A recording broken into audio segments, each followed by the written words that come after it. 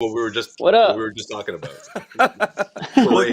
We'll get there later on after we finish talking about pickles and other things and Grant. Pickles and stuffing. We'll talk about yeah. a bit. We can do stuffing talk again. Yeah, and we'll get there. But there's a lot of people waiting here, and they're friggin' pumped. As they should be. After an awesome Celtics win. We've got Bobby and Sherrod at the Garden. They'll be jumping in momentarily to join the fray. Bobby's getting himself set right now. Bobby, thumbs up when you're ready to go, and we'll let you in. He's good? Let's bring in Middle Bobby finger too. in the air when you're ready. Double middle finger. Bobby Manning was there on the scene. We've got a bunch of cool things to talk about. Jaylen Brown returns. Jason Tatum looked like pre-shutdown Jason Tatum. Awesome tonight. Awesome. And and then Grant Williams victory lap for all the faithful who stuck with him over the years, who knew this is the guy that Grant was going to become. I'm one of them. Bobby Manning is another. I don't know if you noticed, guys. Grant fan from day one, been saying it. Check the tapes. Check me out, Grant. I can only imagine the things that were said on this show about him, including from me. And again, we were going back and forth. Only us, though. About that. We're the only people who ever hated on Grant Williams. Bobby's getting a Grant Williams jersey underneath the tree this year. Yeah, he is. Might be a replacement, starting lineup adjustment, as well as a jersey on the wall replacement coming in the next few games. Wow. Anyway, we're here from Ime. I'll be back with what he says. That's all he wanted to do. He just wanted to tease that's us. That's it, Bobby. That's it. Flex. That's all you got for it. Flex. He just came to flex. Can we talk about I just want to say this. I don't want to be a downer, but I just want to say to Celtics fans who are pumped, just keep your guard up. Just keep your guard up. We've seen, we've gotten our hopes up in the past. Yeah. And then they've been through this before, though. Something looks completely different the next. We ride the Warriors are coming to town on Friday. Right. Everybody enjoy this for a couple of days. Enjoy this for a couple of days. Yeah. No, this is a great game. I mean, it was a little ugly start, but honestly, the way they played in that second half behind Tatum and Grant is something to be happy about. I didn't expect a win tonight, especially after what we saw. But I'm gonna pin this comment right here. I didn't. Yeah. And dude, seriously, cool. That's it. It's that simple. It's that simple. It's that simple. But that's not hot enough of a take. If you ever said one bad thing about Grant Williams, it is that simple though. You need to apologize because you are an idiot and you don't know anything about basketball. Right. The only way to be a fan of basketball is to have blind faith in every player that wears a Celtics uniform and then hope that they turn into somebody good. That's the only way that you can follow. So you could turn around and say, "I told you so." See? Yes. Eventually, you can say, "You guys didn't believe," and then you'll never mention James Young or J.R. Giddens or like. That's when John's like, "Yeah, but it's been 4 years." Yeah, there's guys you don't talk about, but you get to say, "I told you so." When Grant hits a couple of threes, but I mean, look, we turned. It's great. Aside, we turned around our vibes on Grant this year because he was knocking down threes. We even started talking about, oh my God, starting Grant, like maybe ditch the double big thing. And again, tonight was a perfect example of like what we were talking about. You get Jaylen back, which is great. And Ime's asked again, what do you think about the starting lineup? Maybe some tweaks because he was fed up last time, right? And he's like, changes are coming. And the only change he made was just to reinsert Jaylen into his same starting lineup. And they started out with the double big thing. And then Schroeder comes in the game. And then you get Schroeder and Smart at the same time. And then there's just not enough ball movement.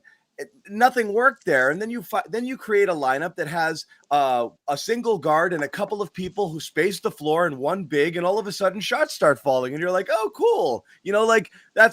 Look at that. Yeah. A guy who distributes one big and shooters. And it just makes more sense. And they still missed a ton of shots, but that's what Grant's value is right now. If Grant's a guy who can knock down these shots, Romeo, who I love more and more each time he's out there because his energy and his rebounding and he does lots of things, he can knock down some shots. Freaking great. Find ways to get those guys minutes because that's what you need to do. You got to spread it out. And they did it. It was awesome. Yeah, but you know what helps with that, John? When one of your best players is doing that. And I thought that was Jaylen Brown. I mean, for his credit, he got things off started right away with the three-pointer. And you're like, okay, is this going to be the Jaylen with the blinders on that we're used to? If that's the case, you know what? It's his first game back. That's fair. But no, he stuck with the program. Like I felt like his approach wasn't as if had been out for all these games, right? His approach was, look, I see what you guys are doing. I've been itching to come back, not because I want to go ahead and dominate or whatever. I just want to get my feet back into the things and help you guys out, move the ball around. That's exactly what I saw throughout his game. Of course, picking his spots when to shoot, picking his spots when to attack. But I just thought for the most part, what resonated the most with this lineup was the way he was passing the ball. And obviously that was contagious. Everybody was doing it, and especially Jason Tatum. Not to discredit Tatum, but I just thought it went a long way for Jalen to do that, right? Because even John, you said it right in our group thread. You're like, his teammates almost look like they're surprised that they're getting these things. It's like they're like, well, wait a minute. You usually get the blinders on. You can tell. You haven't played in almost a month or whatever, a few weeks, and it's like, oh, okay, yeah. I guess we're doing this. Almost to the point that they were. Almost to the point that he passed up like some good shots early because he was I'm coming in to pass. And guys were like, what are you doing, man? And he's like, I'm right next to you. I'm going to give you the ball. You want it? And he's like, okay. They were trying to figure it out because it just wasn't the way it goes. But I mean, he bought into it. They were moving it around. They were just missing every shot early. And it was so frustrating because it was like, good ball movement, but ugh. And then the shots started falling, 31 assists. How many games have they ever lost when they get close to 30 assists? Zero. I mean, it's no. And you remember they have those stretches. Yeah. To me, he has so much to do with that. And also, the reason why I think this is so relevant for someone like Jalen is because before the season during media day, he talked about how he sort of found this newfound respect for film. And that might sound crazy, but it didn't because he had all that extra time that he never really had throughout his career, right? Whether we're in college or high school, he's like, I've never had a significant injury where I missed so many games and was out for so many months. So throughout that time, to stay connected with the team, obviously he hung around, but he also watched a lot of film. So I think, in my opinion, what he's trying to say here is he gets it. He's been watching the film the last few weeks. He sees the problems. He saw what happened during that West Coast road trip and what went wrong. So I just think all this is perfect timing for this team. Obviously going up against the champs and the Bucks, and then you got the Golden State Warriors on Friday night. They had the 3-4 days to rest and gear up for it, man. It's gonna strap in. I think it's gonna be a really good game, no matter what. You have maybe the best 3-point shooter of all time going up against Steph Curry on Friday. I'm talking about Grant Williams, folks. Yeah. That's going to be quite the matchup. I'm talking about Sherrod Blakely is here to bring me some of his. Sherrod. Speaking of maybe the greatest of all time, there he is. Hey, Sherrod doesn't sleep, man. Sherrod's on the grind. He had a busy weekend, too. Yeah, I heard. Oh, no. Sherrod, we can't hear you right now. Oh. He'll come back. Oh, he's coming in. He's coming in. Coming in hot. Oh, we're divided into two groups right now, Sherrod. Damn boomers. Those of us like Jimmy and I who've always believed in Grant, and then everyone else. Right. So we're taking our victory lap right now. We're taking our victory lap. You definitely hear us. Sherrod, if you have anything to say, now's the time to say it. Otherwise, no, but if you don't say anything, it can only be now. Otherwise you accept. Yep. You accept that as gospel. That is the truth. Jimmy and John. As an experienced technical difficulty guy, head out, come back in. It helps. Yeah. Oh, I heard him. Can you hear me now? I think I heard him say "hate you all." Oh, we got him. Yeah. Yes, you heard me correctly, Jimmy. Yes, I hate you all. Grant Williams. Yeah. We've been on this from the get-go with this guy. Yeah, we just said just wait for it. Yeah. Right. You just got to wait for Grant. You got to be patient, guys. You got to keep playing 30 minutes a game. In one of these games, it'll work. He's going to unlock it. You just got to wait. You just had to wait for it to actually matriculate. Wait for that investment to spike. Exactly. That Grant coin. Yeah. Grant stock is up today.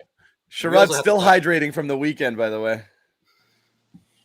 Yes, I am. Yeah. Yes, I am. Heard you. We did. In fact, I had a little bit of oh, you know what? I think I might have eaten it. I had some cake. I had some wedding cake. Oh, I think I might have. Yeah, I think I had an extra piece, but I think I ate it. Yeah. You had the red velvet. You had the red velvet, didn't you? That was pretty good. I usually hate red velvet, but that was actually pretty good. We're not saying Sherrod. Just people wondering, Sherrod did not get married this weekend. He was at a wedding. Another member of the Celtics media family did, but it wasn't Sherrod. Right. Yeah. No, he's happily married. I I was the MC of the wedding, actually. Yes. So I actually had to work. Responsibilities. Oh, damn. Which means I could not drink as much as I normally would have at the function because I had to be somewhat coherent. Yeah. Most of the time. We missed tequila Sherrod, but he was still, he was chilling. Well, I never missed tequila. You just didn't No, it's the tequila Sherrod. Tequila Sherrod's a whole vibe, guy. Josue made up for it for you. Not ready to hear about that. Hey, have you guys talked much about Tatum yet? We started. We waited for you. As good as we've seen him pre-bubble, pre-shutdown. Tatum. He Jalen his flowers because we never do that on this show. Best game of the year. This was top 5 Tatum. This was awesome. Top 5. Yeah. And I'm talking like top 5 in the NBA Tatum. The way he was able to extract and dissect this defense. And the thing about it, he never seemed rushed in anything he did. He didn't force a thing. Yeah. Right. He was like the big fella that goes to Vegas and comes out with the money bags. Everything he put in the slot machine, this 7-7-7. No decision he made was a bad one. And the thing, I don't know if you guys noticed it or not, but it seemed like he was getting the ball to Jalen a little bit more than we normally see. Yep. And I don't know whether that. And again, that Jalen wasn't necessarily scoring, but it seemed like that kind of threw Milwaukee a little bit off. One of the things that I spoke with one of the Milwaukee assistants before the game, and one thing that they noticed was that you never see Tatum and Brown much in pick and roll.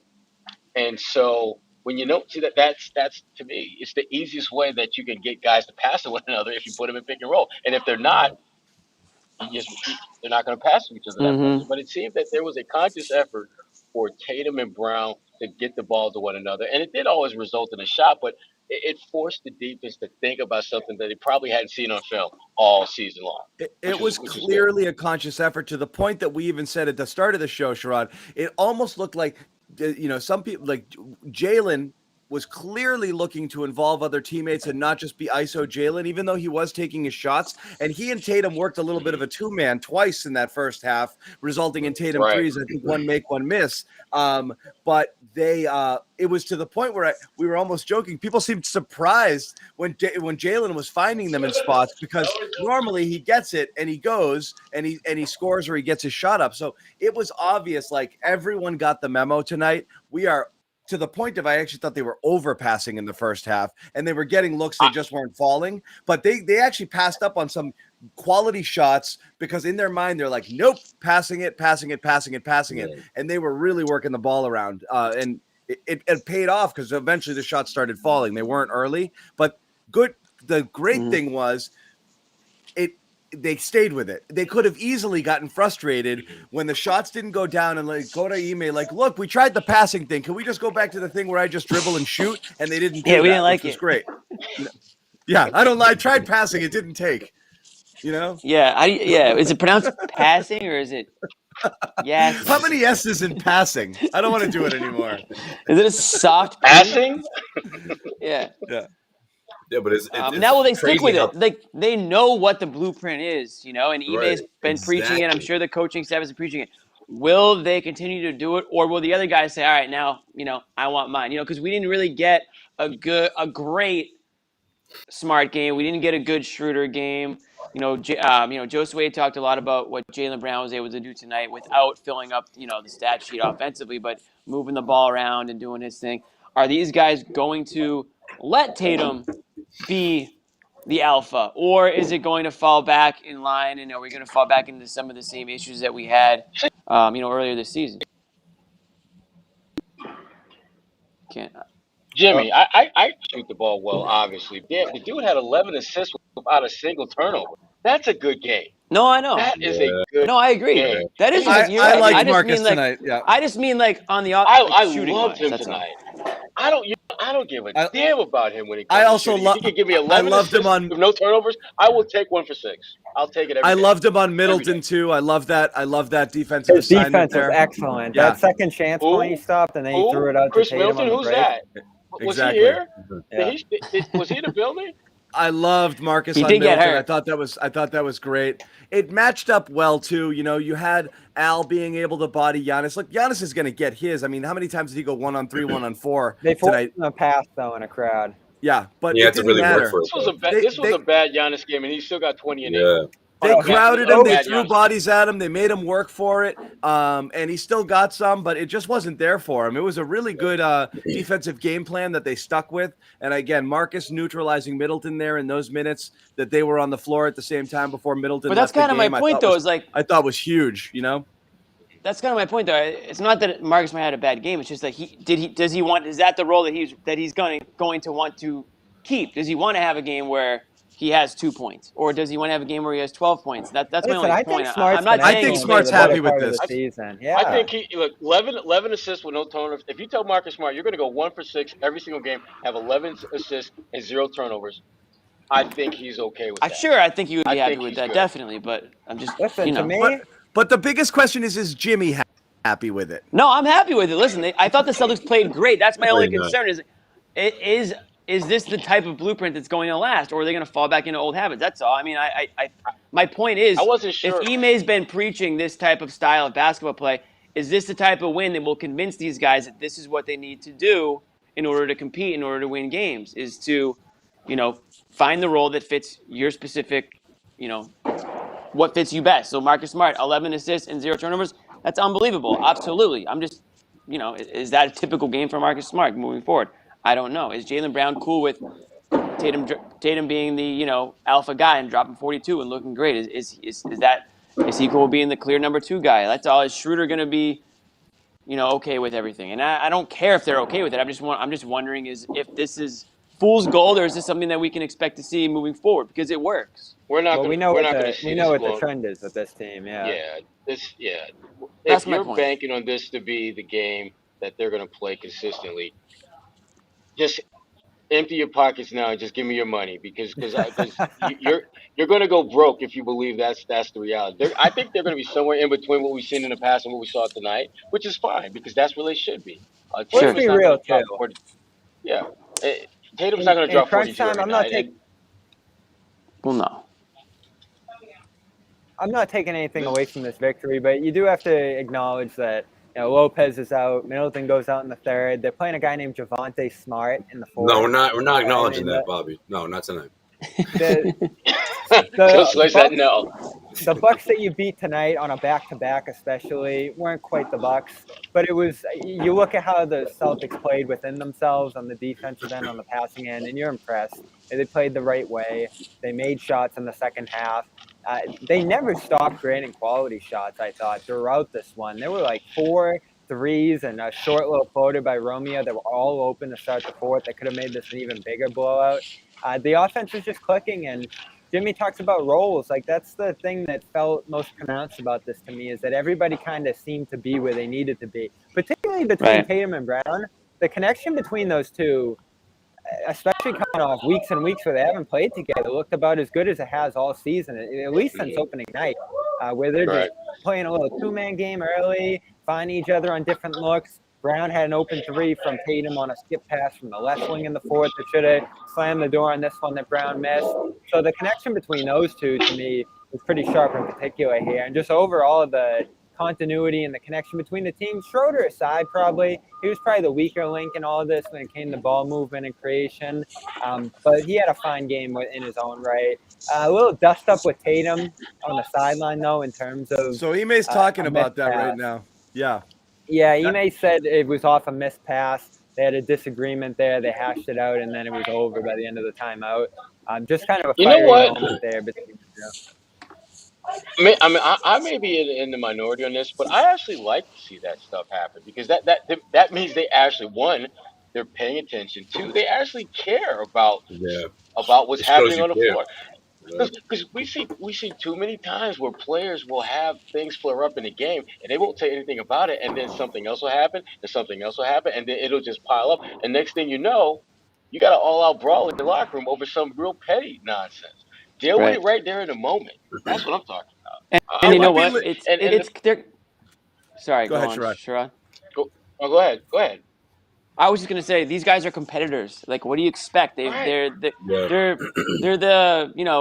athletic freaks, and obviously everyone's got they're intense out there. It doesn't mean that they don't like each other. It's like Sherrod said, they want to win. So if any one of us who's ever been on a team has gotten annoyed or angry at a teammate over a dumb play or a mistake or not finding me in the corner or whatever it is. It doesn't mean they're holding on to it. And it doesn't mean they don't like each other. So yeah, you're gonna have some heated moments during a game, but like you guys said, like it would be worse if we complained about no emotion on these guys' faces last year. Right. It's like, does anybody care about anything? Like that's what we were worried about. I'll turn it up one notch further because I agree with both of you 100%. Like I liked when Smart said it because I felt something needed to be said, and that to Josue's point, you want those uncomfortable conversations to be forced out there rather than hold on to that stuff. Yeah, everybody drink uncomfortable conversations. It's important. Like progress. But number 2, more than anything, I love Jason Tatum telling someone to get his head out of his ass. Love it. Because he's supposed to, you want him to be a leader. Like nobody wanted to be a captain because no one wanted the responsibility of having to tell someone like Dennis Schroeder, what the F are you doing, man? Yeah. But I want to see Tatum tell people that. I'm dying. I'm dying for that. That's the reaction from Schroeder is kind of like, are you talking to me like this? Like he couldn't believe it. Yes! What? I love that. I want to see that all day. It's like when I yell at Bobby or Bobby yells at John, it's like people are in the comments on YouTube next to me like, oh, Jimmy's such a jerk to Bobby or Bobby hates Jimmy. It's like, no. This is how we are. Like, this is how we are. John hates Bobby. We care about having a good show. So when Bobby says something stupid, I need to call him out for it. Jimmy's like, I can't control myself. Doesn't mean I don't love the guy. Look, this isn't an official report, but from the slow motion reading his lips. Oh, we got lip reading. Look like he asked Tatum, like, are you stupid? Like how dare you talk to me like this? And Tatum just like, that's when Ime got in between. It was just like, all right, you go this way, you go that way. You don't want to go personal, yeah. I mean, right, but I guess gotta take a look. Oh, so Schroeder said that to Tatum? He said that to Tatum, yeah. Like, did you not hear what I just said? And Tatum was like, wait, what? Like, I don't know. Look, it happens. Could be a language barrier there too, a little bit of an accent. Nah, maybe they missed communication. I don't think it's all that. Made slip a little German lingo in there.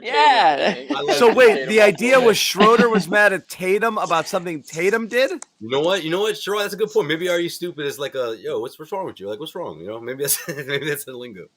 Or maybe there's a German word that sounds like that we don't know about. Who took exception to who saying what? How did it begin? Was Tatum upset about something Schroeder did on the court or vice versa?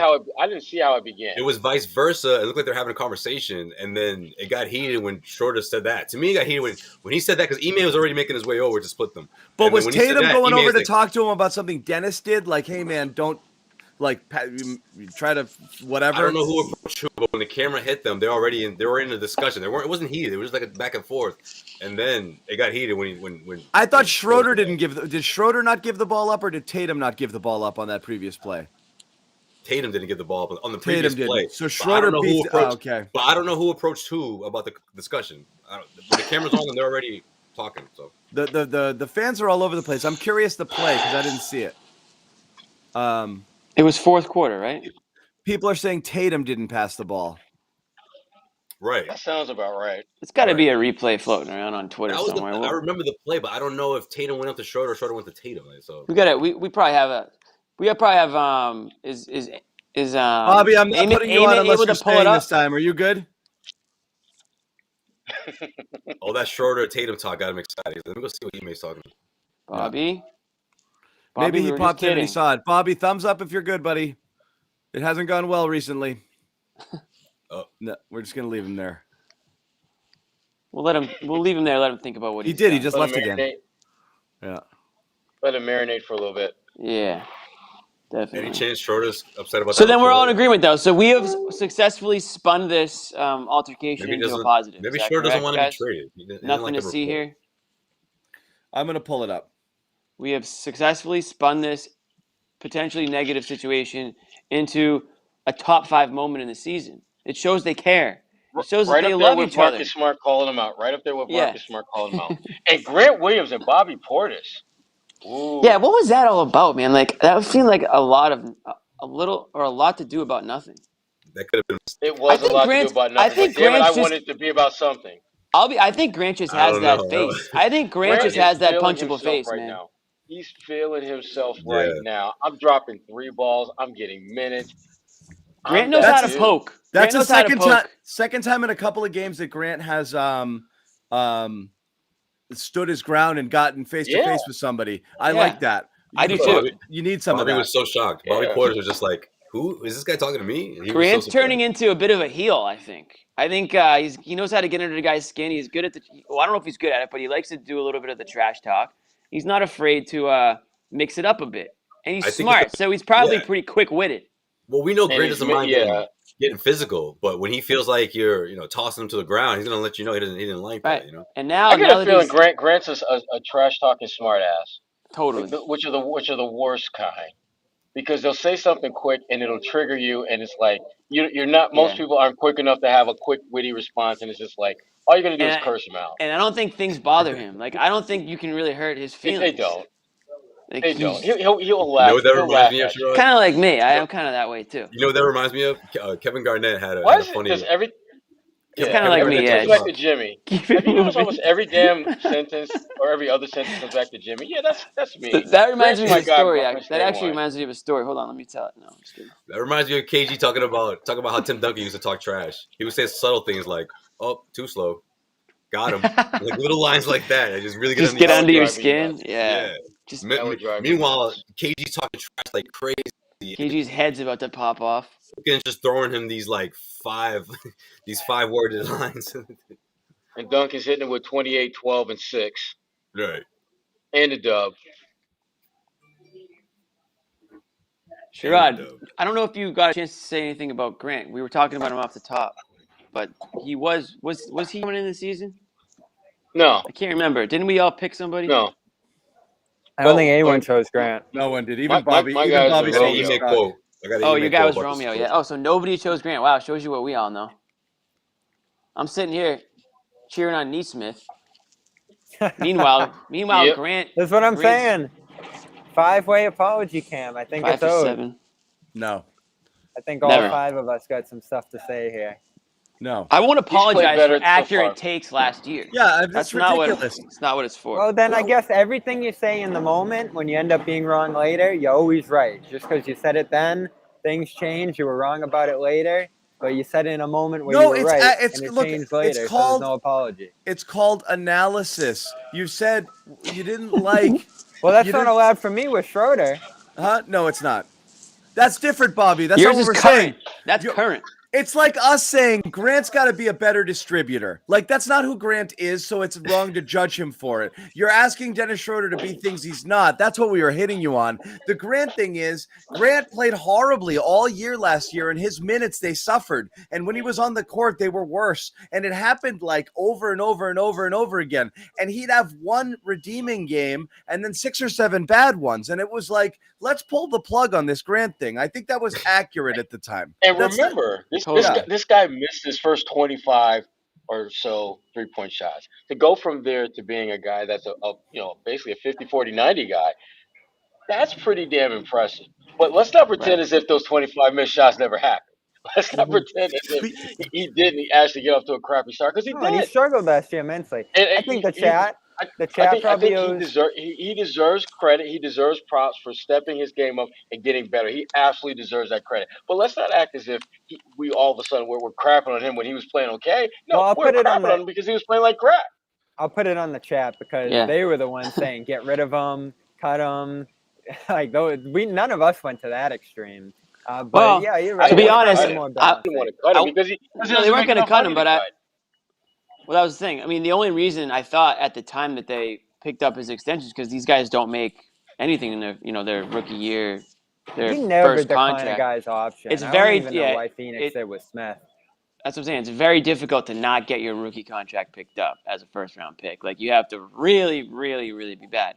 So I wasn't surprised that they picked it up. But now it's like it's a completely different player. I mean, we can sit here and talk about how much of a better player he is, but everyone knows it. I mean, just watching him out there, the confidence is something that I think he's always had. He proved a lot of people wrong. He deserves credit for. I don't know if he's owed an apology. I think he is, but he definitely proved everyone here wrong at the very least. I mean, he's a borderline starting level player in this league on the offensive end. Defensively, he can end up in some tricky situations, but overall his switching's been great this year. His versatility on that end still shines to me. He gets on the boards. There's still a real case, and John started this. I'll give him credit in this sense of starting him. Put him out there with the starters, maximize for the shooting. He's out there with them. Yeah. And you know what Ime said tonight? We're closing with you. You know, we're sitting Schroeder and crunch time. Look, not just that. Rob checked out at 2:03 of the third. Yeah, Grant closed over Rob and Schroeder. By the way, the Tatum Schroeder issue is very clear. Tatum when he picked whoever's pocket there and was going in on that break, lost control of the ball and it went out of bounds. Schroeder was just going up ahead very clearly. The back. Yeah. No. Which one? No. Tatum with 7 minutes to go in the fourth quarter, Tatum makes a steal. He starts going. And Schroeder's out in front of him, and Tatum just loses control of the ball. It goes out of bounds. They called it Celtics ball. Schroeder, you can see very clearly, throws his hands up, walks over, smacks the stanchion with one hand, kind of like, what the F? And then after Giannis makes a bucket, you can see Schroeder is barking, and Grant is grabbing his shoulders already. Saying no, and they're going at it right there. So he was that, and that's exactly what happened. He was chasing Tatum down. So Ime has a quote about that, and he pretty much said the same thing that we were just saying about the whole thing. He says, "It's accountability. It's better for it to come from each other versus just me yelling all the time." By the time the timeout was over, it was done. So that's what he had to say about it. But he wanted to tell him, like, dude, I'm out in front of you. So that was Tatum clearly had Schroeder. It was a 2-on-1, but the defensive, the one guy back was on Tatum. Schroeder was just just all alone going to the basket, well, and he didn't give it to him. When I saw him slap the sanction, I'm thinking he wanted a foul, or he wanted a foul for Tatum. I was like, why would he be that mad about a foul for him? Like, as soon as the ball went out, you see he throws his hands up, and he just walks over. He's like, and he's mad. Well, and he was You mentioned that one. There was one where he went behind the back and threw it out of bounds on the break. And then there was another one where he just got swallowed up by two guys on the break and lost the ball there, too. So that's 3 plays in the game where he completely that's why he reacted that way, because it wasn't the first time. He's like, damn it. But I mean, again, let's have some perspective. Tatum played a near perfect game, and yes, maybe in an instance or two he could have given it up where he did, but most of the shots he took were good shots. They were the right shots. You know, it was as Sherrod said, he played slow. He played a superstar game tonight. He played one of those games where you're like, I'm in control of this, and I'm going to do what I need to do, and I'm going to do it. Everything. When he was getting to space, he was showing the right hesitation. He wasn't rushing at all. He would wait. He would go. He would explode. His looks at the rim were clean. It was really, really an impressive game. And man, dude, he and Grant played great off each other. Top 5 Tatum. It was an awesome Tatum game. Yeah. You know what was great for this team too? Well, Tatum obviously, but also the team as a whole. The way they broke that zone, like, to me, that's Ime drilling it into them. Like, look, they're gonna hit us with the zone. Be ready for this, and they handled it perfectly. Like, I haven't seen the Celtics handle the zone like that ever. Wasn't that great? In the last few years, like, wasn't that great? They switch zone. The second they do, they're in the second half. I can't remember what moment it was. Yeah, third quarter. Yeah. Tatum slipped in the third quarter. Tatum slips right to the foul line. They find him. There's nobody there. He's right in the zone. He turns. That's how you break it. Free throw jumper, just like that. Like, as soon as they went to zone, they broke it like that, and they're like, "Okay, maybe we won't do zone." Yeah, that's muscle memory. Like, that's something that's Ime, in my opinion. But that was like, when they go to zone, we're gonna do this, and they went right. He went right to his spot. They found him. They were ready for it. That was preparation. That was great. Exactly. Yeah. Can we talk about Ime, because that losing streak, he started to get a lot of flack. There's this pushback that I don't understand whatsoever against his tough talk. His direct talk is really what it is, playing with these guys and telling them how it is. He had a great quote in the postgame tonight about, how the Celtics having pride on their defensive end. You know, when teams take it to them like teams did the last 3 games there, you get frustrated, you take it personally. And he goes, a lot of these players don't. And we had to tell Kawhi this too. He said he told Tatum what he told Kawhi, to not look at these other players like big brothers, like friends even, to have a little bit of an edge against some of these competitors in the league out there. And, some of the stuff he talked about of just getting into these guys in the film sessions, really digging into them, and being critical publicly still to this point in the season. He toned back for a little bit. He ramped it up again the last 3 games here. And to mention Tatum by name, as he did here, we've said he's talked a lot around Tatum this year publicly, but to really hit him again there and say, this is the guy who's not taking it personally on the defensive end when they're getting lit up these last couple of games here. I had to tell him what I told Kawhi early in his career. I love that. And I don't know why that's rubbing fans the wrong way. Hold him to a high standard. But it's been that way the whole time. It's almost, even when he doesn't, as you just said, Bobby, and we talked about this a couple times in the show, even when he doesn't say Tatum, he's obviously talking about Tatum in many of his post-game remarks. And sometimes he is talking directly about him. And you're right. And he has used his name on a couple of occasions too. He wants more out of him. He wants more dog, you know? Yep. And like, that's where I don't get the Ime criticism. We talked about this on our thread before the game. It's so funny that, like, you know, people are like, don't be mean to Jason. Like, all year long for 2 years, 3 years, 5 years, you complained that Brad was too soft. Throw a chair, Brad. That'll change everything. You know, I can't believe it. For the love of God. And then Ime comes in and he's like, yeah, be mad, Brad. Ime comes in. He's like, these guys sucked tonight and they didn't play well. And no energy, no effort, no energy, no effort, no pride. And I'm calling them out on it. You know, and everyone's like, "Oh, don't do that. That's you're gonna make Jalen leave." Who does this guy think he is? Tatum's gonna leave if you keep saying mean things about him. You know, like, come on, guys. You guys are the problem. Yeah, these guys they're adults. They can handle whether they can or they can't. I actually don't know if they can, but they need to learn to handle it. That's what I mean. I actually am not sure. They didn't respond well to Marcus at all. They were like, I wish you didn't say that. Oh, it's a little different. It's a little different when it's coming from a coach or a teammate. Like, anyone who's had a coach in their life on anything should know that, like, their coach should tell it to you like it is. They're coaching you, whether it's sports, life, whatever it is. Coaches will bitch you out when you need to be bitched out. Exactly, and you take it.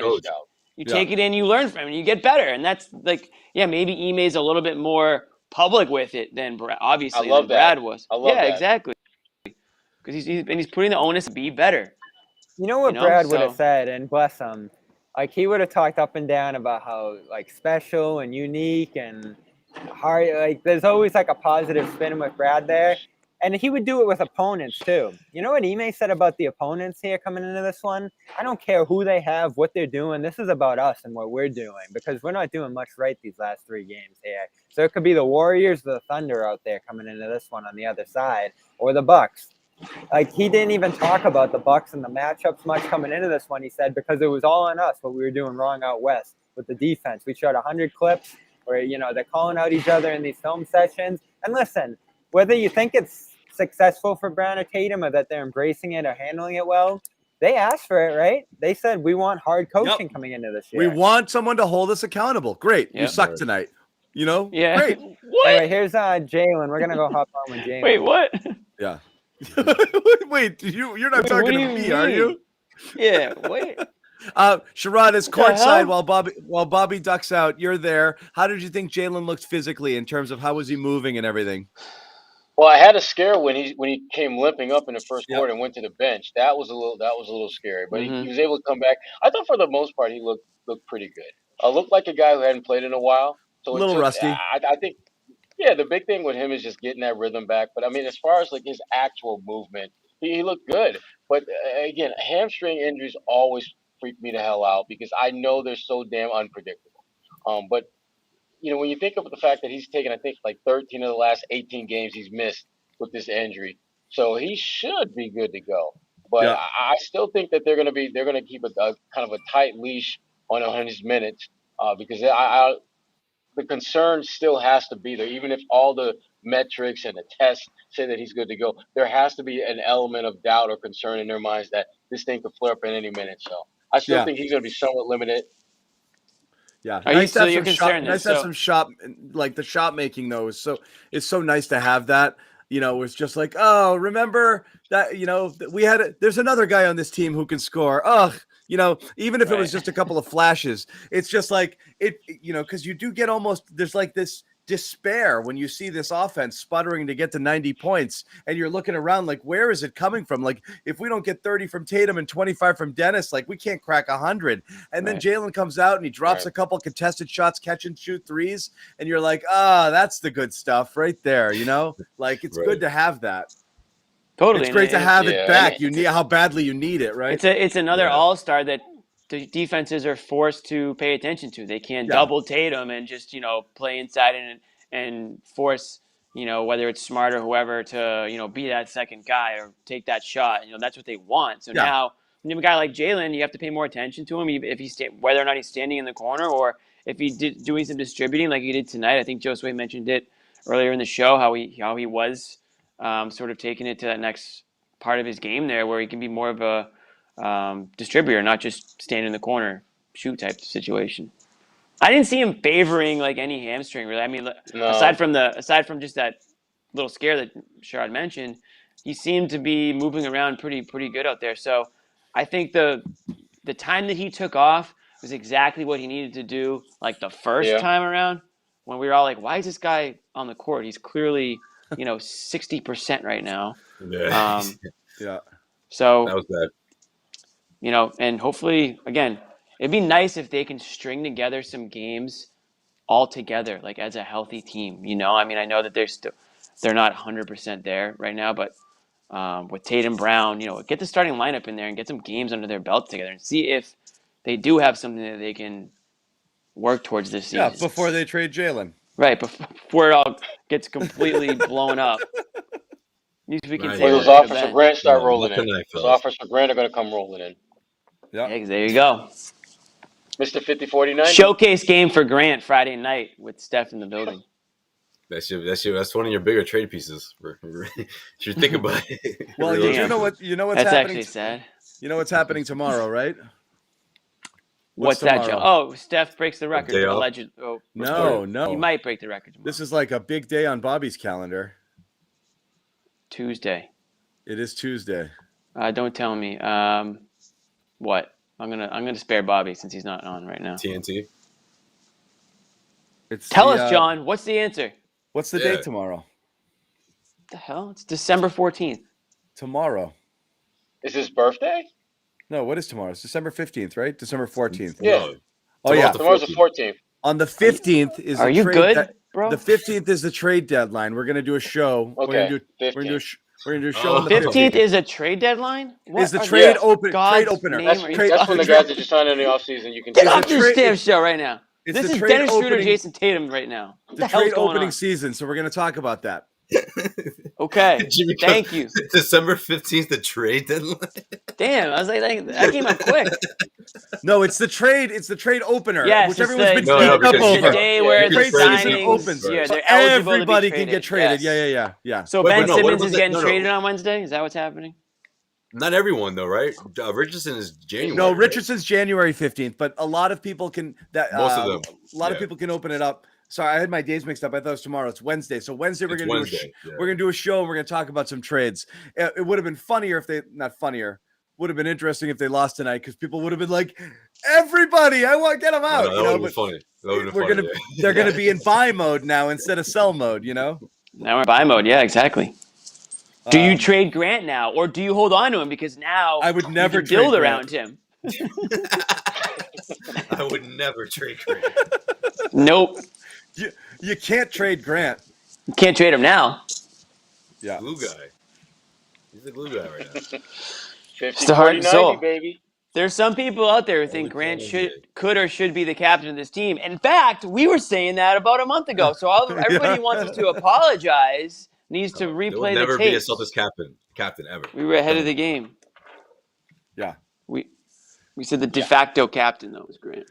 Grant is untouchable. I'm going to wait for Bobby to segue because I think it's Marcus for calling everybody out the way he did. Like I said, he's just the unofficial captain of this team. He did it. Yeah. I agree. I think it's Schroeder. Basically, yeah, trade anyone but Grant. There you go. Where'd Bobby disappear to, anyways? Jalen's talking. Jalen's up. Oh, okay. That's a good one. So he's jumping into the media availability there. Muting in. Yeah, he's muting in. Cool. And then we'll pivot. See what's going on. Yeah. I'll take a minute. I'll tell you guys about one of our sponsors here because we've got a couple. Yeah, what do we got on the docket? I got to find it. Devastating. What are you sad about? I just realized that I'm going to lose my fantasy football. Everyone cares about fantasy football talk, clearly, but I needed to win to make the playoffs. I just realized that. Bobby, what happened? What Jalen have to say for himself? Let's talk about his passing. That was what I came away with this game interested in too. I was going to ask Ime over the last few days. I didn't end up getting through to him about like how far Brown's behind as a playmaker. Because again, we haven't gotten to see him in that role much this year. You missed a couple weeks, and he kind of came out in this one early, making plays. Right, the ball was in his hands a lot. I don't know exactly how many assists he ended up with, but he was empowered in this one as a playmaker. The most I'd seen was 5 assists since that New York game early on, where I thought he was setting the tone for the offense in that game. The pace, I think the pace ramps up just from him being out there a lot of the time. And so much of this win came off his aggressiveness, I thought, from the early going. Misses some time in that first quarter with the knee injury and gets right back out there and never stopped pushing the ball. And again, we've talked about John, those stretches where he just keeps taking shots again and again in a row, has a run himself. Those energize the building and the team like nothing else that happens with them, I feel like, especially the way in which they come. Yeah, so he gets them in bunches. About that.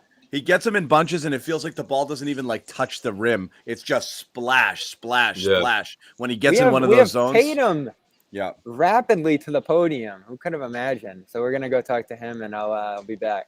Okay, Bobby. I'll tell you guys Bobby's about one of our sponsors. Doing his thing, man. He's on the beat. He's way too comfortable right now. Yeah, he likes that way too much. Bombing in, bombing out. Like, he's like freestyle. The kid's smiling from ear to ear to get out of here. Guy thinks he's Woj all of a sudden. He can just, he's got his, sources all over the place. Yeah. It should be this. LinkedIn.com/garden. /garden. Garden kid. Post your first job if you're looking to hire somebody, okay? If you need a Grant Williams type, to stand we in have the a couple corner, of, I'm sure we got some threes. small business owners in the chat tonight that are looking for a little seasonal help, maybe. Maybe they got an Etsy, right? And they need some help with some shipments, maybe.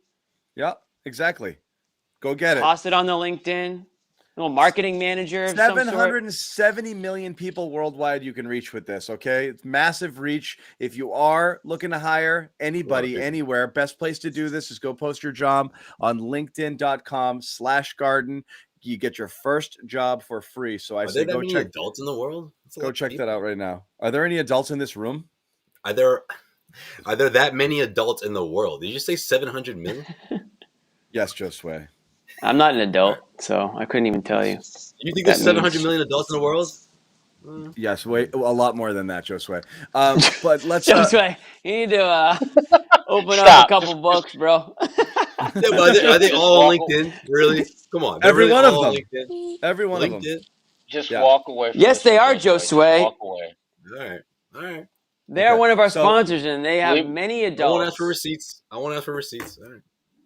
Yeah. Anyway, so I want to talk about one non-game related thing. I'll wait for Bobby because I know he gets geeked up about this stuff. But any other stuff from this game, I did want to talk about. It is interesting. The disappearance of Rob Williams is a thing now. And I don't know if every single game it's been matchup dependent or playing a hot hand, but he's out of the closing rotation. It seems like it feels like Al is closing these games, and you're going to go with Grant.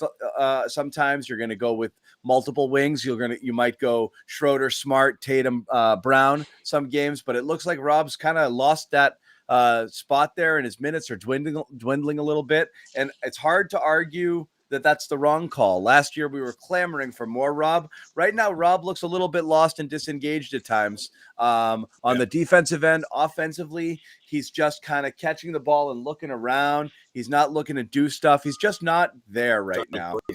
He did that in LA, and it drove me insane. Something's not connecting right now. And like I said, after that first half against the Lakers, it's like he's just lost his sense. Like he gets the ball, he's looking for a pass, and be like, you nailed it. Yeah, exactly. So. Yeah, something's off, and it's too bad because it looks like the Grant that we had a tough time justifying getting minutes for. The Rob, rather than the Rob last year, who you're like, how are you not playing this guy? He's a game changer. He's just not doing enough. He's not making nearly enough impact plays other than a few plays above the rim on those lobs. And yes, he does still make those smart plays. There's one play that really stood out to me. Tatum made an ill-advised pass to him. Rob, it was like a half lob. Rob knew there was no chance the pass was going to connect. So instead of trying to catch it, he just jumped up and batted it to the closest guy. And then it was like a batted pass swung around. He still has these high IQ moments where he does really good things with his vision. But all in all, there's just something's not firing for him right now. And I can't quite figure it out. I don't know if you guys agree. This is where I'm at with it. I thought he was fine tonight. I agree on the offensive end. That's my only thing on offense. I mean, yeah, I think he's in his head a bit.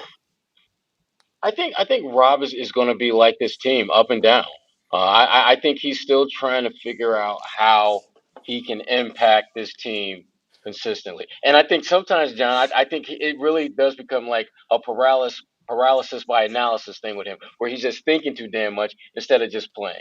Because physically speaking, he does enough almost every single game to remind you that he's probably the best athletic big on the floor. And yet he still doesn't do enough to where he can keep his ass out there on the floor in the closing minutes, because he doesn't do that stuff consistently enough. And again, I still think he's a young guy that's trying to figure all this stuff out. And in a lot of ways, it would be easier if they had a system built around him, because then he'd have no choice. He would have to figure it out. But he's actually trying to figure out, how do I fit in with Jason, who gets a high volume of shots, and Jalen gets a high volume of shots, and now Marcus Smart is the distributor, even though I know I could be a distributor too, as a big on the elbow. And then when I'm playing with Al, I'm more likely than not to be just a rim runner. All these things are going through his head at one time, and he's just and sometimes I think he just literally just like he just stops. And the game gets faster and faster. Yeah, that's the thing. Yeah. But I think in time he'll figure this out. But it's to me, it's a blessing that you have a guy like Al Horford around, where you don't, when Rob has those paralysis by moments, it's not going to crush you, because you got a guy who can do a lot of the same things he can do, not as athletic, obviously, but passing, rebounding, defense. Al is as good as Rob in a different way, but it's still similar in terms of impact. But that's the thing is, and Al and Gregory makes this comment here. I'll ask you guys: is Rob just a role player now? Is again, we're looking for that ascent. For Rob to enter the kind of conversation of defensive, all defensive votes, or he's not lockdown starter. He's not anywhere near it, right? You want to see him start inching forward. I don't think he's peaked. I still think he's improving. Sure. The whole. What is he improving at? I would say what we were just talking about, trying to figure out find himself on offense. That's what he needs to do. And he tried it a bit in the beginning of the season, but now it's just he shied away from it altogether. Whether that means putting the ball on the floor in the paint, the two-step move to the rim, or he did try the jumper, not from anywhere near the 3-point arc, but I could see him trying to get more comfortable there. But for me, it's just in the paint. That's where I think he needs to get more comfortable. When he gets that ball and he gathers, and he has to make a straight up move, make some kind of play with his back to the basket or something. I think that it's something that he could add to his repertoire, but he just hasn't put it all together yet. But at the same time, health has been something he hasn't had at this level, right? To be this healthy and be available and be the permanent starting center. So I think he's still figuring all that out. I don't think he's peaked. I think he's far from the finished product. No, I don't think anyone thinks he's peaked. But John, yeah, he is a role player. Let's be honest. It's Jason Tatum and Jaylen Brown, and everybody else is a role player, and that means Rob is too. That doesn't mean that, like Josue, it doesn't mean that he's as good as he's going to get. I think eventually, the smarter he gets basketball sense-wise, the game will start to come to him more, and then he can use his athleticism. I mean, he is the most athletic guy in the court in most cases, and I think, like Sherrod said, analysis paralysis. If you're thinking too much out there, you're not really playing to your strengths, which is just go get the ball. Go be Rob Williams. Go jump higher than everybody else.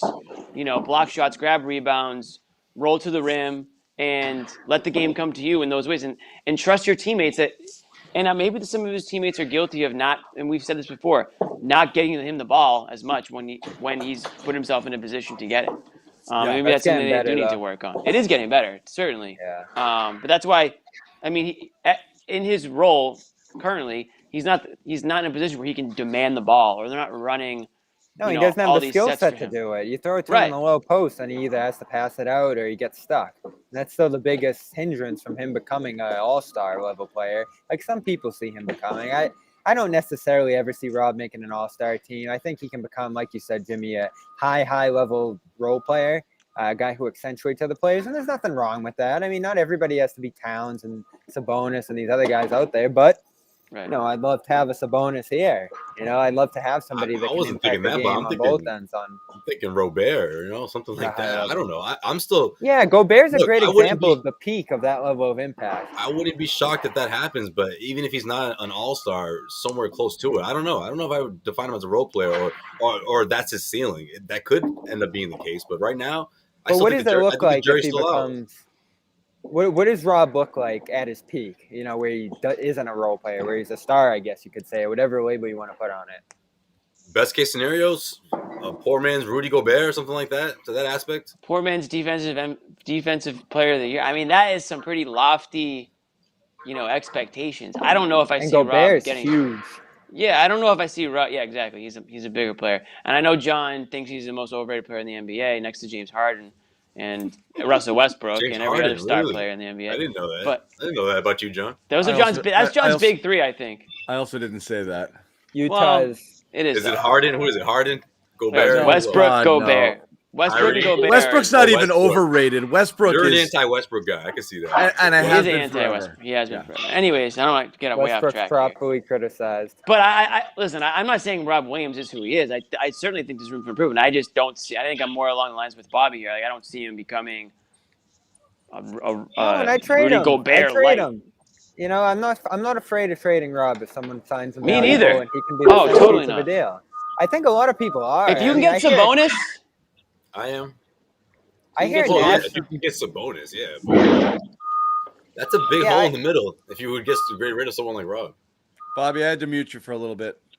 Yeah, someone in the comment section said, Bobby, sounds like Stomp over there. It sounds like they're building a bowling alley next to you, and I know they're changing stuff out for the garden. But I can actually. Is that what it sounds like? Build bowling alley. I can actually hear people bowling. It sounds like I can hear the pins going down. Yeah. Real quick, Bobby, I'm going to mute you one sec. My group's practicing right now. Bobby, I'm going to play one soundbite. This was from the thing we talked about earlier today that came in, if I can find it. This was, who was this? Fisher on a podcast today. Jake Fisher. Jake Fisher from, is it Bleacher? Yes. One of your colleagues? This was 2 days ago. Mm-hmm. Two days ago. This is what had Celtics fans all in a tizzy today. Okay, listen.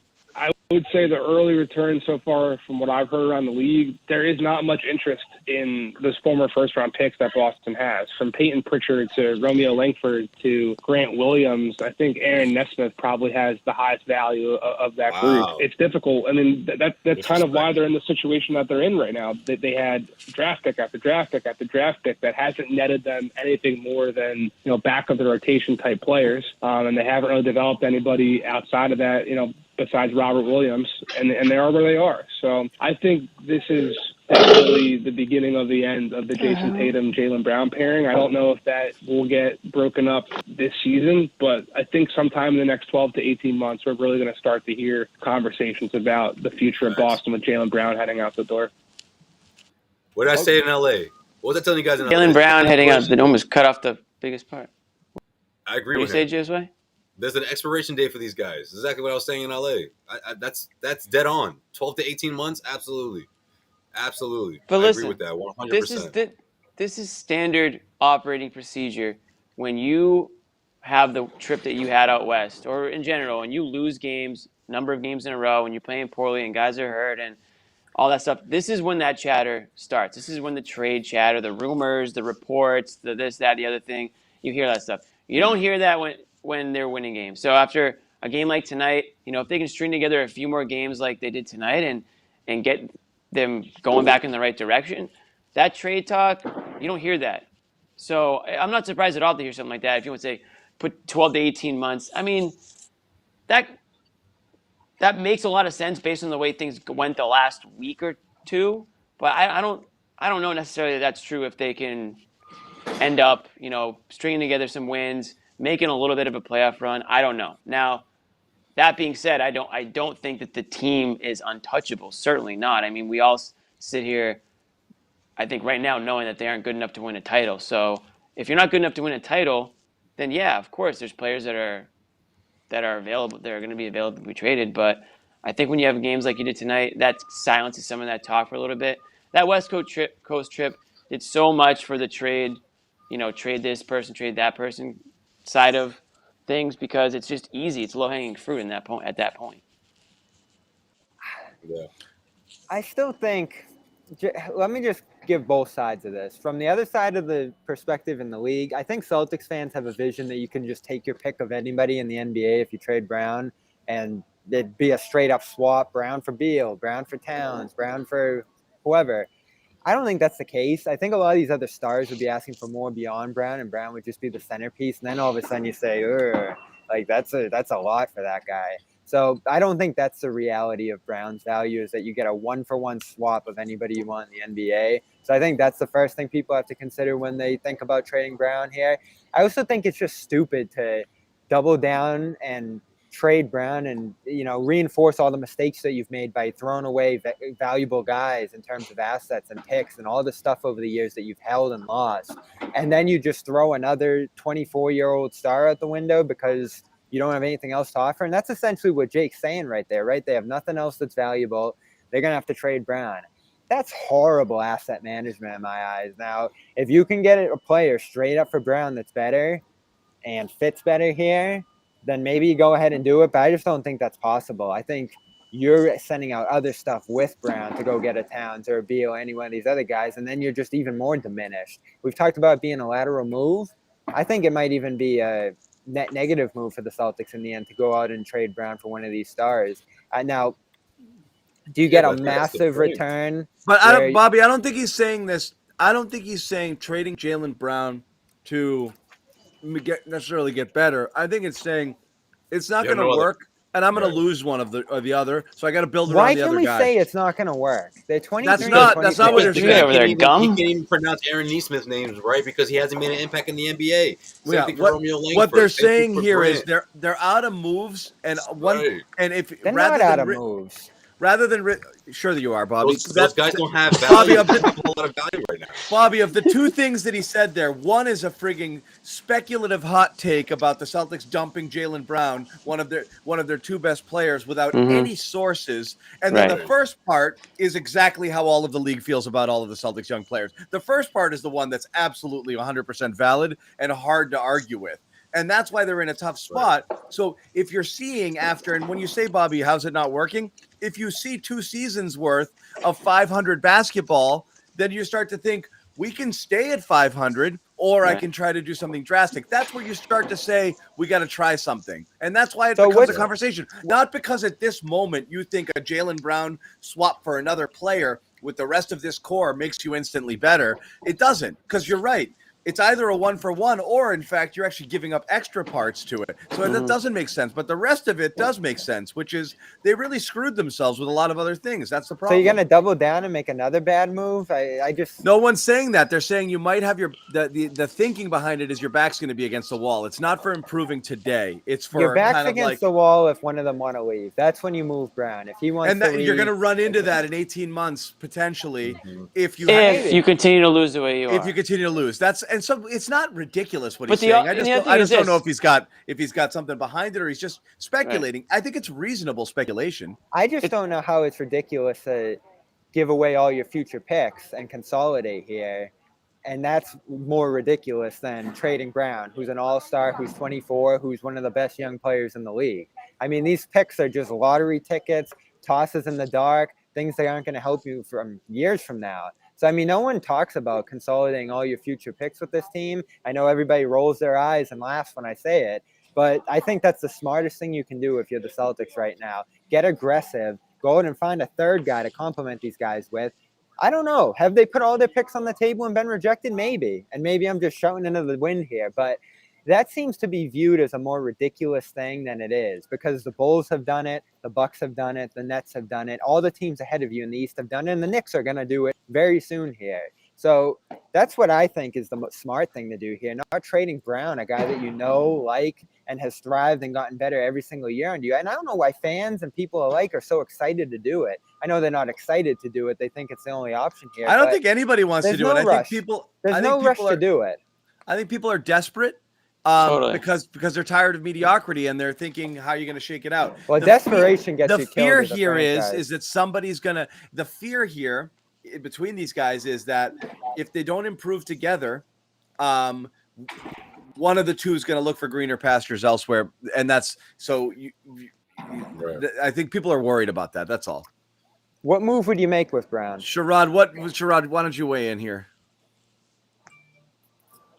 I will if I can't get rid of this damn Brockton Wi-Fi I'm working with here.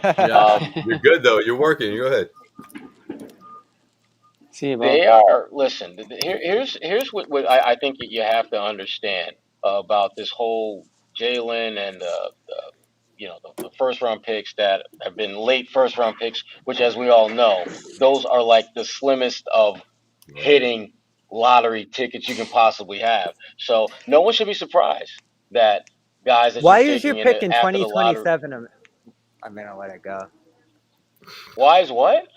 I was going to say, why is your pick in 2026, 2027 a mid-round pick? The Celtics could be awful then, and all of a sudden teams are rubbing their hands. It's a risk here. And I talked about this the other day. The rebuilding teams like Portland, Indiana, if they're going to go in that direction, they're betting on the Celtics falling apart here in future seasons, like the Nets did when the Celtics got Tatum and Brown with those future picks. That was different. That was an aging core, though. You know what I mean? Like the way other teams are thinking about it is that one of these guys is most likely going to stay, whether it's Tatum or Brown. So whether this team is a 500 team or one that's just below it, that still doesn't get teams what they really want, which is, a top 10 lottery pick. That's fair, but teams have done it Josue. Yeah, NBA teams. With the Tatum and Brown tandem, though, I just think they see it. The near future going to be somewhat bright. There's two things. It's that you're either afraid one's going to walk, or that they're not going to want to stick it out, so you do something. The other one is just people are just impatient, and they think Jaylen Brown is trading Jalen is a magic solve all that's going to get you everything you need, and that's silly. I mean, the window to trade Jalen passed 3 years ago, when you could have traded up into Kawhi Leonard, Paul George, one of those types of situations. His rookie contract still. That's where you roll the dice on, I'm going to go get the established star. And if Jalen ends up being as good as those guys or better, well, I took my shot. But that's when you trade him. Now he's already a star. You're going to trade a star for a star? As you said, it's at best a lateral move. Rich Paul ruined everything, all right? I just think people are panicked. But yeah, go ahead. Anthony Davis, everything was set up, and Rich Paul came and ruined it for Boston. So. You were saying, Sherrod. Well, Rich Paul didn't ruin it for the Celtics. The Celtics ruined it for the Celtics because they didn't have the cojones to go and make that move. That's another story, another day. Yep. What's happening now is you've got a Celtics team that is in the worst place that you can possibly be, which is in the middle, right smack dab in the middle. And the problem here's the one thing you guys got to remember: when teams are looking at draft picks down the road, they're looking at these teams the way that businessmen and women look at the stock market. They look at the past trends. How has this stock performed historically when certain factors come into play? The Celtics have shown that they have been able to be pretty damn resilient. They don't really bottom out. They don't necessarily rise to the top. When they're bad, at least the last 10 or so years, they're basically where they are right now. So if you're getting one of their draft picks, guess what? It's probably going to be late teens, early 20s. So that is why, if you're looking to package picks and stuff like that, nobody wants to touch that if it's the Celtics, because they know it's not going to be that valuable at all. Unless you're a team like San Antonio, which seems to always find the damn Kawhi Leonards and the Manu Ginobilis and those types near the latter stages. But most NBA teams are looking at the Celtics and they don't want to deal with them and their picks because their picks aren't going to be valuable. And when you take those picks, now the Celtics were forced to turn those picks into players. And now you're looking at Grant Williams, Peyton Pritchard, Aaron Nesmith. You're right. The That's not player assets exactly. aren't great. Yeah. So those picks their value has steadily diminished. That's why if you are convinced that you are not going to be able to keep Jalen and Jason, you absolutely have to move them. You absolutely have to, because that is literally the only chip that you have in your hand that has value.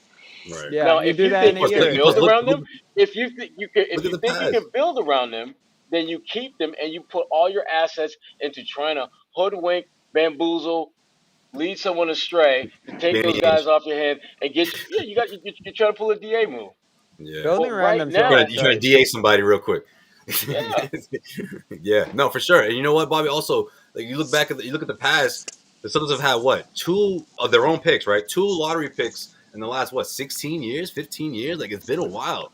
Like when they usually have a lottery pick, it's usually not theirs. They traded for. But how do you know where they are 5-6 years from now? And that's why the Rockets were willing to take on Nets picks years in advance, even though the Nets were going to be perennial contenders here in the Harden deal.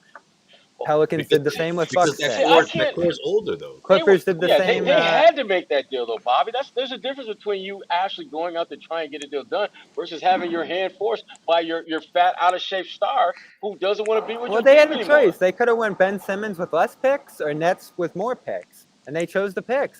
Rebuilding teams value multiple years of first round picks. I think the idea of not rebuilding around Ben Simmons is a pretty smart idea right about now, don't you?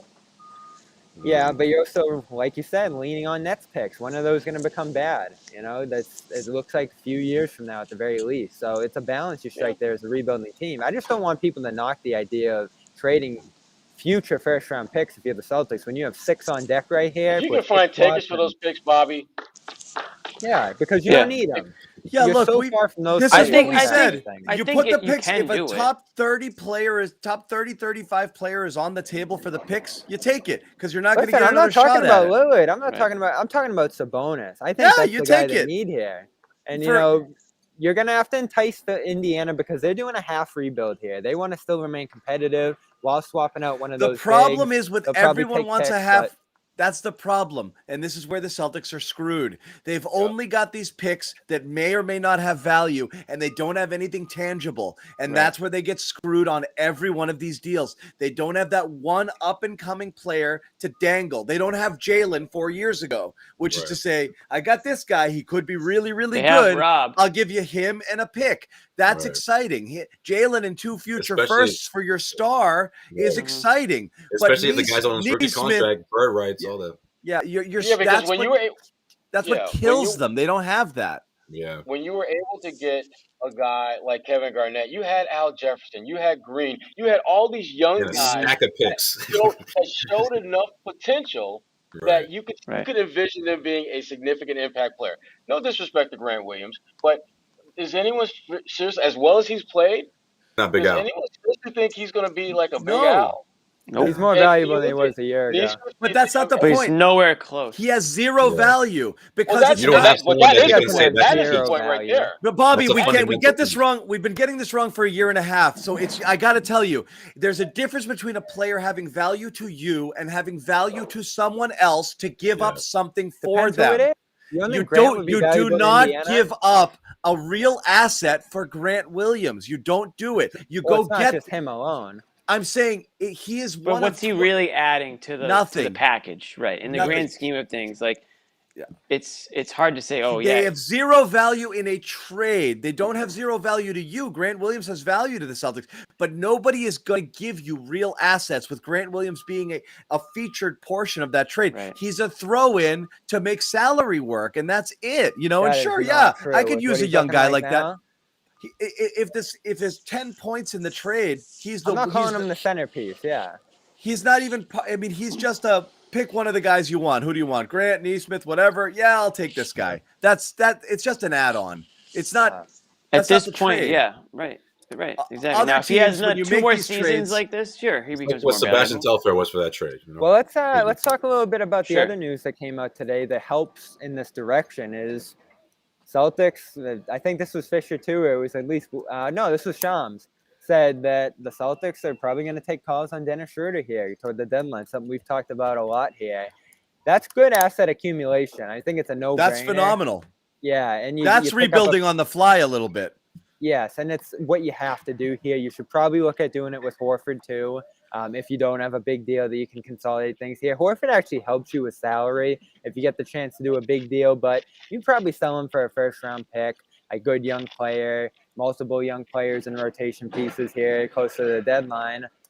That gets you closer to what we're talking about here into the offseason. Now, I came up with a million different Schroeder ideas earlier today. None of them are great. A lot of teams will probably balk at the idea of bringing in a guy on bird rights and giving you back something valuable in terms of a player here. But maybe a team that needs a backup point guard for the stretch run says, we'll give you a first. And all of a sudden you have another first in your bucket here. You got a better shot of moving Richardson because he's got that extra year. Yeah, but you potentially could get an asset. Yeah, so you're not necessarily getting a rental. And that's not selling. You're not dramatically worse because you lose those guys. You're not worse because you're replacing a Richardson for Romeo minutes, and you're fine with that, you know. Yeah. So there's some Schroeder too. You can finally play Pritchard, but you got to sell. You got to sell that to the players too. Yeah, if you're gonna start trading away their teammates. Yeah, what I will say this. But it's team building versus that. Yeah. You got to start the team build here. You've made so many bad personnel decisions and let so many guys go for nothing. You have to trade Schroeder if you can get something for him. 1,000%. So, real quick, so you can say that. Hold on, you can do that. That's great, but you're telling the team that you're not making a playoff run this year.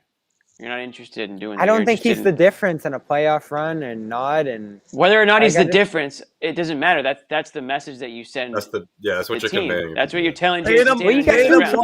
Tatum wants his ass gone tomorrow. Okay, so don't worry about it. I don't think anyone will be crying about Schroeder leaving. They'll be fine, honestly. I think they will. I know you won't be, or anyone else, because everyone likes to pick on Schroeder. But I want to save John. Go, John. Go. I want to save some of this. Now, our next game is Friday against the Warriors, which means we got a big gap in between. So on Wednesday, at a time to be determined, we're going to do a trade season is open show on December 15th. That's the first day the players can be traded, and we're going to do a little bit here, and then we're going to go and we're going to do Twitter Spaces, okay? Which means you guys get to talk and give us your crazy trade ideas. We haven't done this all season, so we want to tell you about it now.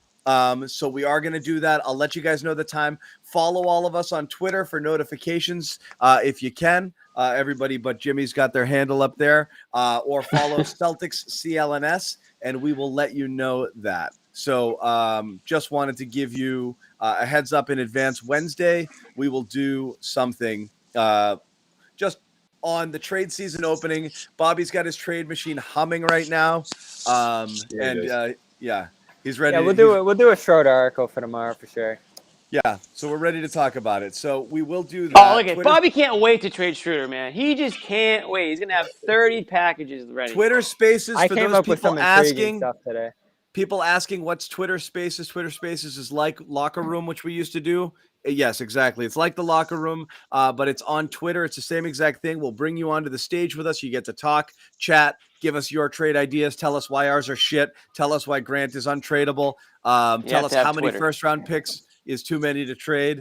But you have to have Twitter. And you have to follow us. That's the other rule. You have to follow us. So give us a follow. It'll pop up right at the top if you're following us. You'll see it. Yep.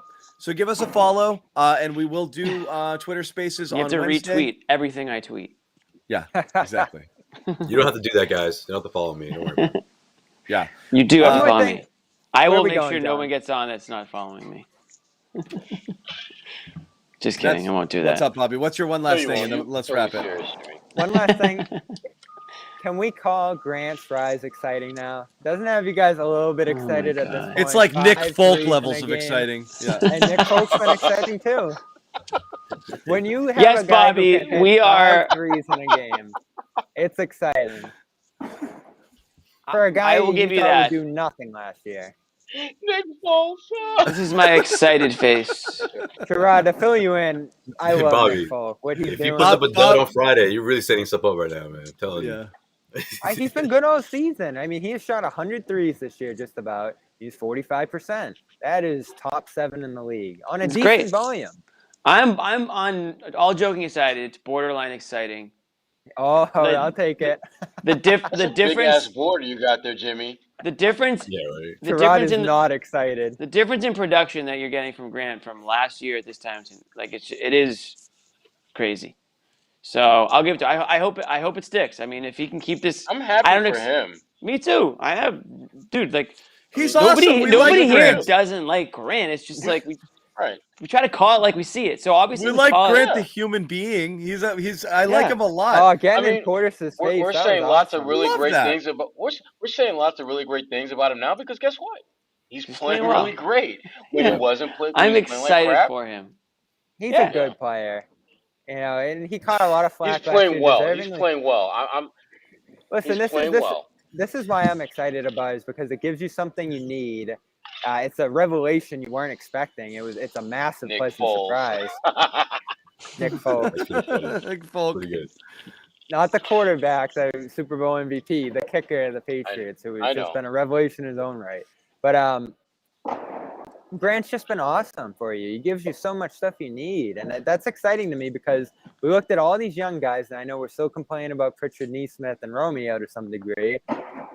Grant's starting to fill out his potential. If you said you drafted him here in the NBA draft in 19 and this was what he was going to become, you'd say, all right, that's pretty good. If Bobby had like a Make-A-Wish sort of situation, he would get just one game this year, a starting lineup of Pritchard, Smart, Grant, Al, and Cornette.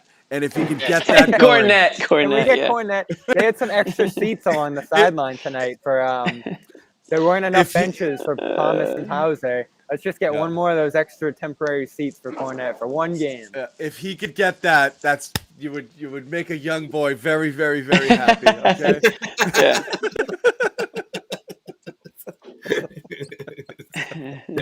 So make it happen, guys. Make it happen. Anyway, we are gonna wrap it. Friday night we have our the Warriors, and then Wednesday before that, we're gonna do a little trade kickoff. Is it Wednesday or Tuesday? It's Wednesday. It's Wednesday. I was wrong. I thought it was tomorrow. It's Wednesday. It's the 15th. It's the 15th. Right. You missed it, Bobby. We tried to get it out of John for about 2 minutes straight. He was scrambling to figure out what the date was. I wasn't slow playing it. I couldn't pull the graphic up. So I was fiddling with the graphic. I'm like, you guys know, and I was like, I'm looking for it. It's like, no, we Jimmy don't. completely didn't get it. Jimmy's like, no, tell us, John. Because tomorrow means absolutely nothing. That was the thing. I wasn't trying to like be coy or cute. I just couldn't find the friggin' thing, and I was stalling. Drum roll, please. Everyone thought my brain stopped, but it didn't. I just couldn't find the graphic.